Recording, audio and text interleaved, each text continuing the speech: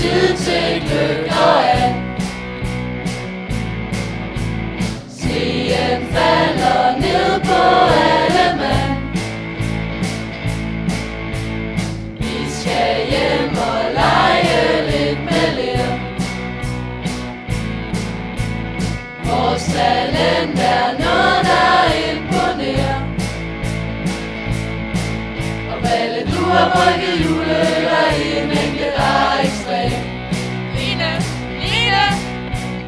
nemlig er det ingen problem.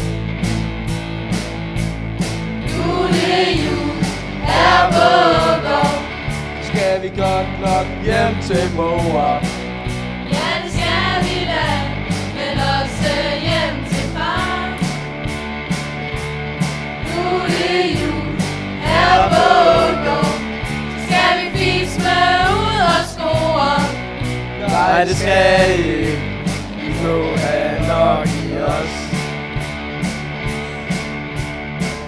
Skal løbe brækker nu, min ven.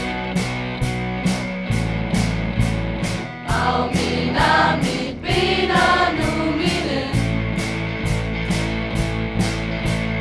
Ole synger højt, højt, højt, højt, højt. Kirsten synger endnu højere. Kære fru elev! Godt, kammerat! Vi er gode til at gøre rent og vaske kopperne op.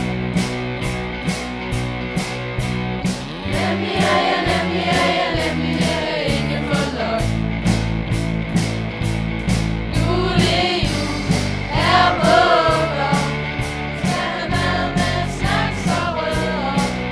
Nej, det skal vi ikke. Vi skal have katteskris.